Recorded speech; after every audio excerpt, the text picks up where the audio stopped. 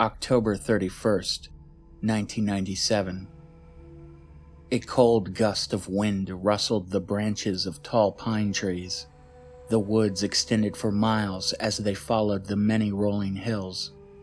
The mountains far off were always covered in mist. The sidewalk was damp. The wet climate of the region constantly brought drizzle and gloom.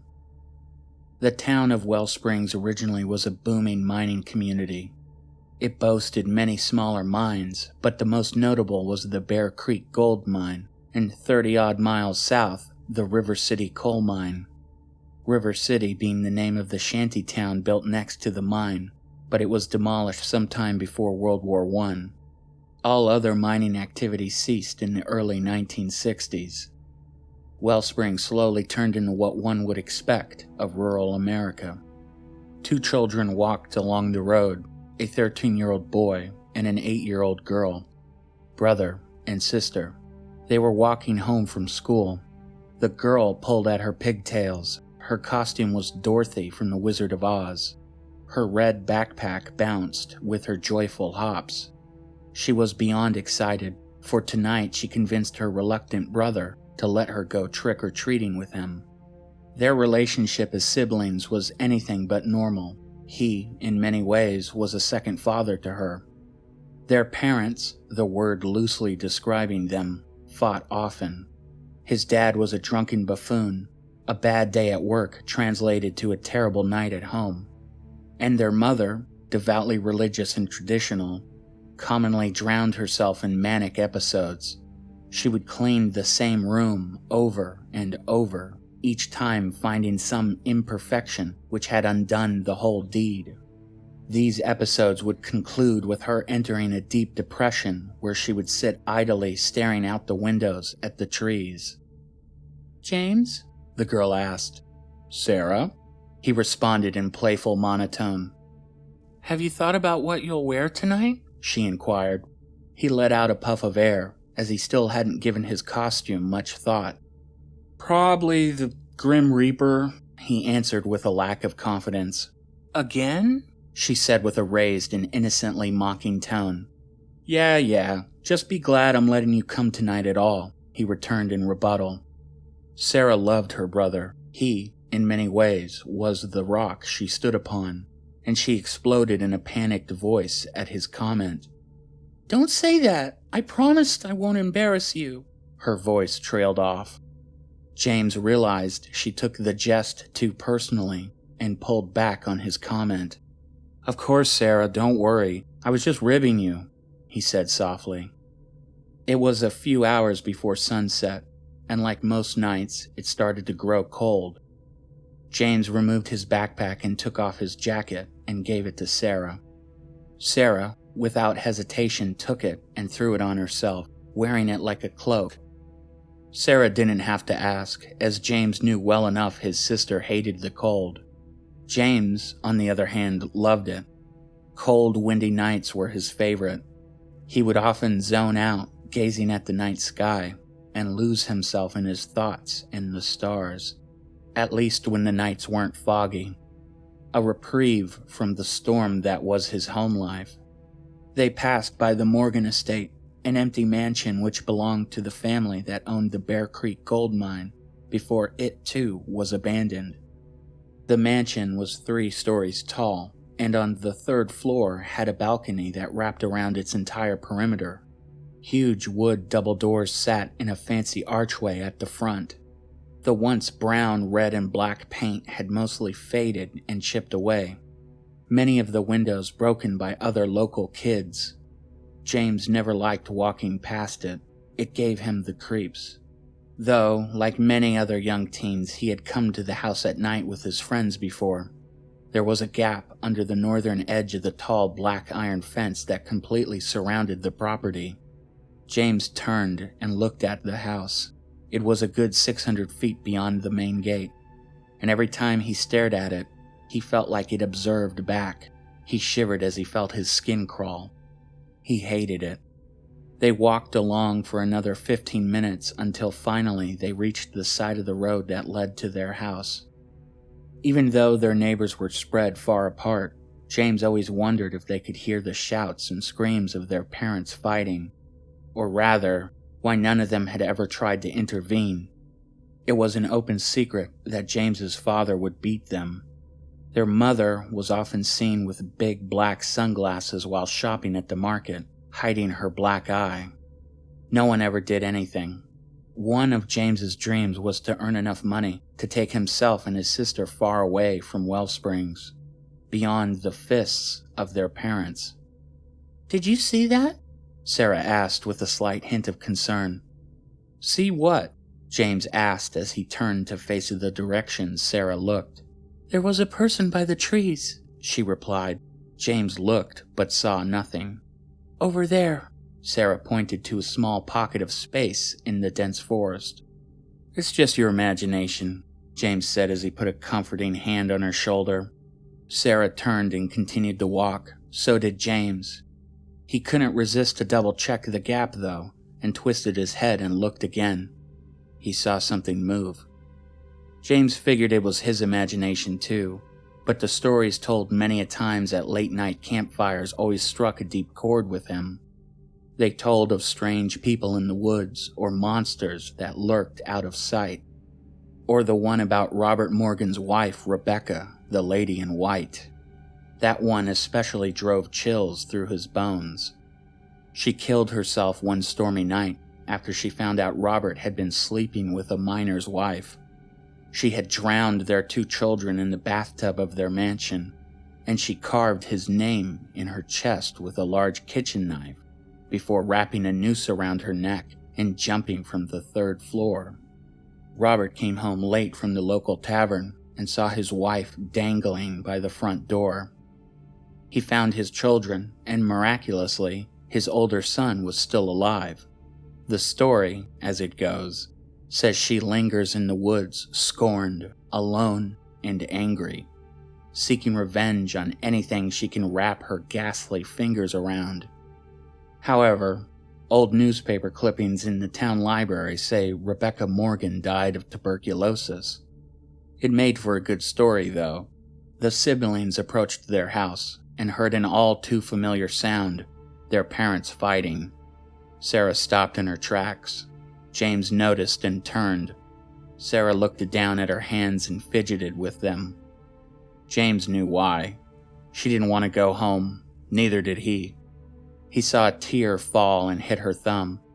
"Hey, you want to hang out for a little bit longer before you get ready for tonight?" he asked. Sarah choked for a moment and responded, "Okay." James grabbed her hand and went up the road towards their neighbor's house. It was about a 10-minute walk up the road from where they had just come, and as they neared their neighbor's quaint cabin-like home, James noticed everything seemed extra quiet. The wind seemed to make no sound as it brushed along the many branches of the woods. The grass and bushes waved, but they too seemed soundless. James could hear his heart beating.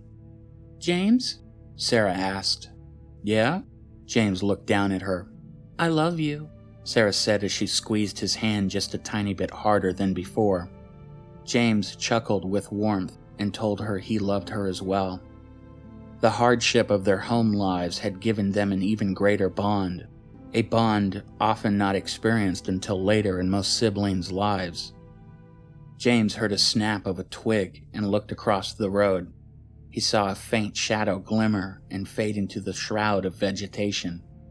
An unexpected gust of wind smashed into him. It nearly blew him off balance, as the suddenness had startled him. He paused and looked back down at Sarah. She was gone. He yelled out to her, but everything grew silent yet again. Over and over, he shouted. His neighbor, Mr. Wallen, came out and asked what was going on. He explained that Sarah had disappeared. James went to go run into the woods in a random direction as a frenzied panic consumed him, but Mr. Wallen stopped him. Mr. Wallen yelled out for Sarah. They spoke about which way Sarah may have gone, but James had no clue. She was just right there beside him. He was even holding her hand until that burst of wind hit him. It made no sense. There's just no way she could have gotten far enough from him in that brief moment of time that he wouldn't have seen or heard her. But somehow, she had. Days passed. The sheriff's department got involved and they searched through the woods. The only thing they ever found was James's jacket, muddied and torn. James's father blamed him, and his mother did too, though she was better at concealing it than his father was. Now, every time his mother spoke to him, it was with a distant coldness that was almost worse than the beatings his father gave. His parents divorced 2 years later, after Sarah wasn't found. 6 years passed, and a hiker came across a strange hole in the ground. Inside of it was a dirty red backpack. He reported it to the authorities, and they came and dug around the area. They discovered the bones of a young child. They were later identified as Sarah's. James's father, shortly thereafter, took his own life via the barrel of his shotgun. James's mother further deteriorated. Her mental illness had gotten significantly worse. One night during a manic episode, she stared off into the woods and slowly cut into her wrist with a kitchen knife. Every moment that passed, she dug deeper. She bled out and died in their kitchen, sitting next to a picture of Sarah. James later was taken in by Mr. Wallen, who helped him get on his feet as he finished his last year of high school. Over the years, 2 other children disappeared in similar circumstances to Sarah. The town folks wrote it off as kids getting lost and dying to the elements in the woods. But James never believed it. But in truth, James didn't know what he believed. October 31st, 2022. Sheriff Deputy James Norton would often visit his sister's grave this time of year, where he left flowers. And now in pattern, James knelt next to her tombstone. He placed the assorted flowers down and rubbed the top of the stone as he stood. Halloween had been his favorite time of year, up until Sarah disappeared. Now the festive pumpkins and colored lights brought him a sense of dread and loneliness. He turned and went back to his patrol SUV, parked along the roadside of the cemetery's main thoroughfare. He got inside and looked down at his cell phone. He had a text message from his buddy Paul. Paul's text had no real purpose, other than to let James know he was thinking about him. Paul knew all too well that this time of year was hard on James. James replied and turned his patrol car on. He drove down the winding country road and past his old street, and then the Morgan estate. He continued into the main area of town and saw many kids and families getting ready for early trick-or-treating. He saw a local boy, often in trouble, carrying a pack of toilet paper menacingly to his friends awaiting atop their bicycles. He sighed and smiled, knowing they were definitely up to no good. He saw Maggie, a woman around his age, wave at him. He pulled over to the side. He knew she had a crush on him. "Hi, Deputy," Maggie said playfully before continuing. "I'm having some people over to help me pass out Halloween candy. I was wondering if maybe after you get off, if you'd like to come join us?" She smiled. "Hi, Maggie," he answered. "Unfortunately, I'm scheduled to work most of the night. Perhaps some other time." Maggie's smile drifted away, but returned as she concealed her disappointment. They exchanged pleasantries, and James got back onto the road. He continued along his normal patrol route. There was no real crime in Wellsprings, mostly just minor petty property crime. Wellsprings had grown in population over the years, mostly from people leaving nearby major cities looking for a quieter life, and Wellsprings had grown into somewhat of a retirement community. It was a mostly welcoming and peaceful place. James's radio came to life, a report of a strange person. James responded and asked for the address. It was Mr. Wallen's old house. Mr. Wallen had passed away a few years prior, and a new family had moved in. James acknowledged and went back towards his old street. He arrived and saw the husband of the family, Hank, flag him down. "Hey, Sheriff, sorry to bug you, but my kids told me they saw someone lurking around the house.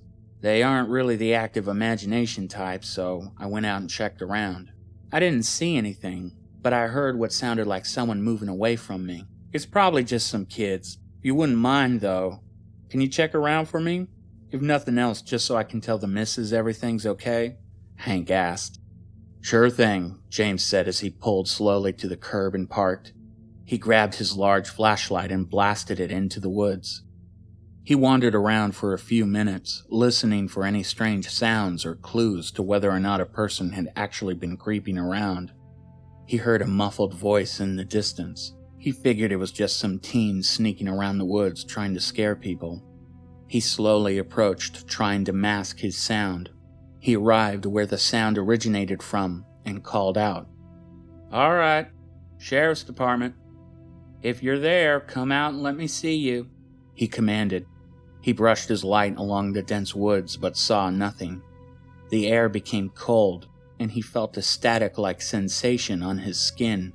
It made the hairs on his arms stand. He felt anxious. He called out again, "Look, you're not in trouble. I just need to make sure everything is okay." The woods remained still. He heard a whisper from behind him. He turned and shined his light. Nothing. He was growing uncomfortable and impatient. Another sound from a different direction. He spun and cast his light there too. Nothing again. He heard a scream back from the road. He turned and ran back. The family who now lived in Mr. Wallen's house was distraught. The wife screamed that their son was missing. They explained that their son Thomas went outside to get his basketball, as his mother in the kitchen had looked down to grab another dish.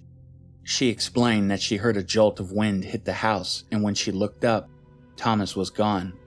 James felt a surge of adrenaline, and without thinking rushed into the woods across the street from the kitchen window. He heard branches break as he chased deeper after it. He lost track of time, and his sense of direction had been distorted by the maze of trees. All he could focus on was the pursuit of the sound. He heard a yell and blazed through a thicket. He saw a glow of light pass around a tree ahead of him. He shouted out but struggled to manifest the words with how winded he had become. He darted behind the tree and looked around. Far off in a small clearing, he saw something terrifying. A woman in white. Her silhouette glimmered in and out. The boy being pulled by his arm struggled behind her. Her long dark hair seemed to fade into nothingness as her body appeared like fog. The outline of her body seemed to shine. James drew his service pistol and aimed at her. He shouted commands, but she did not respond. James slowly walked towards her, but nearly tripped on a root. He looked back up. The woman had now turned in spot and was facing him. Her face a pale white, her eyes hollow voids of darkness as the boy still struggled to free himself. James kept shouting at her, but she did not move. James took another step forward and the woman yelled a banshee-like scream at him. The blood-curdling roar bellowed through the woods, her mouth wide open. James instinctively fired a shot. It passed through her, displacing the fog-like glow of her body. Another round, this one through her face, which warped like mist before reforming. The woman shot forward and right next to James and yelled. James was hit by some mysterious force of kinetic energy as he was blasted against the trunk of a tree. He crashed to the soil and aimed his pistol up, only to see the woman gliding away with the boy being dragged through the brush. He fired one more shot through her back, passing through her and hitting a tree, but it had no effect, and the two disappeared through the dense woods. James pulled himself up and started to run after them. The forest seemed so dark now, and the nightly haze had rolled in. James tried to radio his dispatcher, but every time he cued his mic, the radio erupted in a terrorizing screech.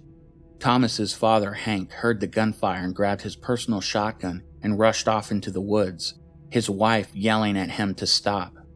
James arrived at a small river which bent awkwardly around the rolling hills. Nothing appeared displaced, no sign of travel or drag marks from the boy. The woods were silent until he heard a supernatural shout from ahead. He marched across the river. The water reached just above his boots. His radio started to make a strange white noise, of which its frequency seemed to pitch bend up and down. Up ahead, he saw the Morgan mansion peeking through a gap in the trees. He proceeded forward and hopped over the 8-foot-tall black iron fence. He had lost his big flashlight, so he pulled out a small but rather impressively bright LED light from his vest. He scanned it across the rundown building. The light flickered off the jagged edges of broken windows as the beam passed along them. Everything in his mind told him to flee this godforsaken manor, but his very soul urged him forth. He had to save Thomas. He employed no tact as he brute forced the back door of the mansion open with a swift and righteous kick. He entered, checking the many corners as he passed them. He made his way to the center of the mansion. The grand chamber was faded and decayed, but still showed signs of its former illustrious majesty. Royal red carpet covered the floor, and the walls had dark wood panels that led to blood-red walls. Most of it was chipped and scratched away by time. It had a gaudy look, a pompousness that covered every inch. He followed the red carpet as it climbed the massive stairs which led to the second and third floors. The air was stale as he looked at the furniture that was caked in dust. He shined his light down the corridor that branched into the second floor's many side rooms. He heard water running and sprinted to the sound on the second floor. The wood floor cracked and complained as he galloped atop it. He rushed blindly down and arrived at a dead end. On the left, the source of the water, a bathroom. He approached with pistol raised and cut the corner to look inside. An antique bathtub slowly filled with black water from a rusted spout connected to the brick wall beside it. He went to the water and shined his light into it.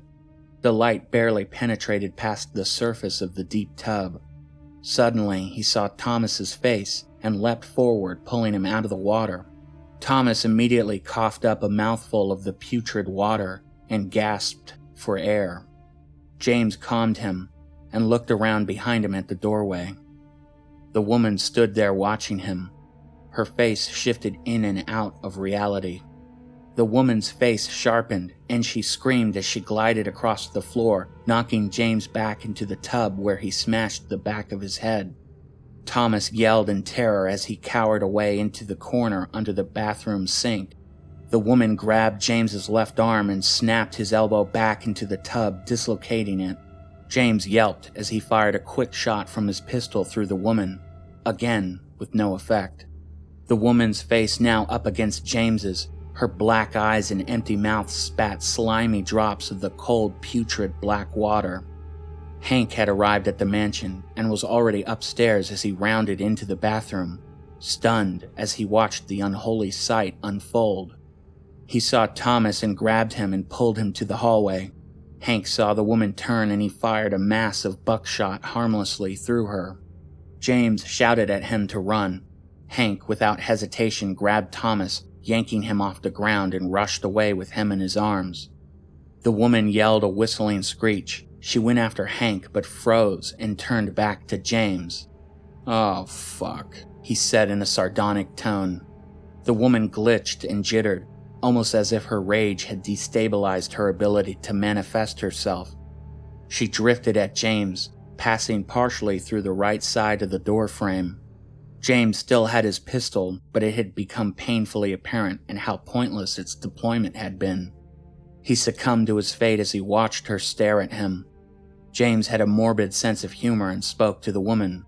"So, what now?" he said sarcastically to her. She did not respond, but just remained deadlocked on him with her black hole-like eyes. She seemed to slowly fade in and out, each time the fog that made up her ghostly shape dimmed, and she disappeared completely. The cold air seemed to get warmer as he heard what sounded like music from below him, an old record player of some type based on its scratchy sound. He bumped his left arm on the tub, which excruciatingly reminded him of its poor state. He used his other arm to pull up on the tub, nearly slipping from the water on the floor. He stood and took a deep breath. Cold and exhausted, He just hoped Hank and Thomas made it out of the mansion and down to the road. Perhaps they had already called 911, and help might be on the way. As he thought it, he looked and grabbed his cell phone from his pocket, but it was utterly destroyed. The screen sparkled at the edges of deep cracks. He heard commotion from below. He made his way to the stairs, but was astonished at how the mansion had transformed. The dilapidated interior now pristine. Everything seemed to sparkle in the dim lights. A man rushed in from the front door and threw a woman down to the ground. "You piece of shit!" he scolded her and continued. "You think you can embarrass me like that? You think there would be no consequences? Answer me!" he shouted at her. She cowered from him, crying on the floor, her words broken by her gasps of air. You have the nerve to say that I embarrassed you, when the whole damn town knows you've been sleeping around," she said, defending herself. "Oh, so you think you're entitled to my business? You were just a fucking whore I elevated from the trash I found you in. You were nothing before me. You and your disgusting inbred family," he yelled at her and walked up and kicked her in her stomach. "You pig," she bellowed at him. "Oh, I'll show you a fucking pig." He grabbed her long dark hair and yanked her violently back and dragged her towards the stairs. He leaned down and put his knee into her stomach and forced his weight down.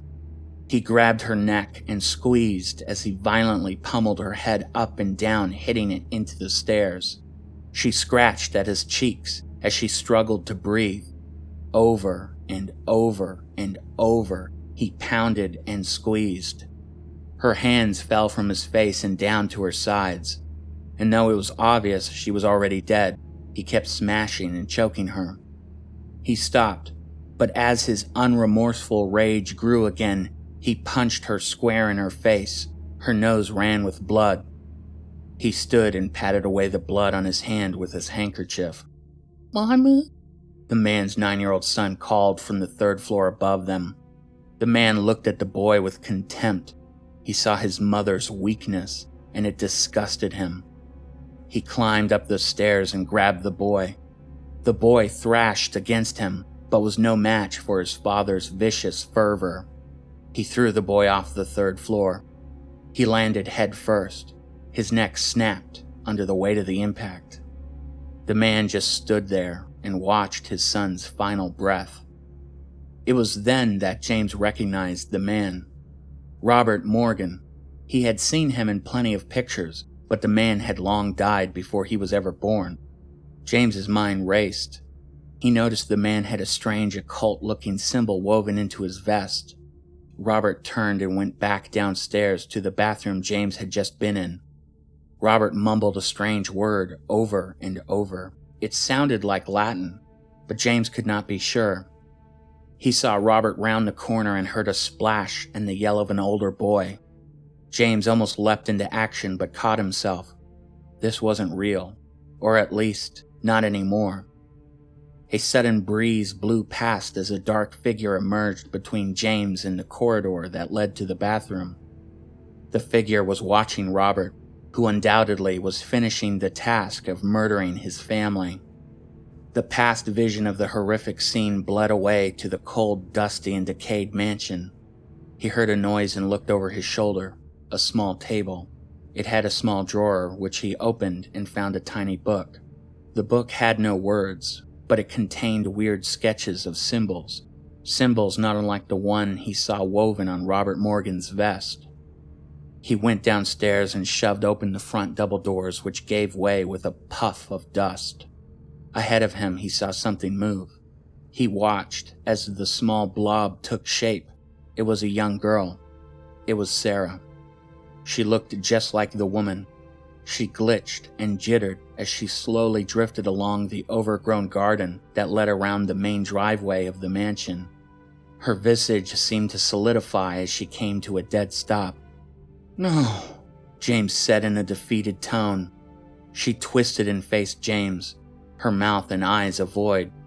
A ghostly red backpack clung to her shoulders as her Dorothy pigtails faded into obscurity.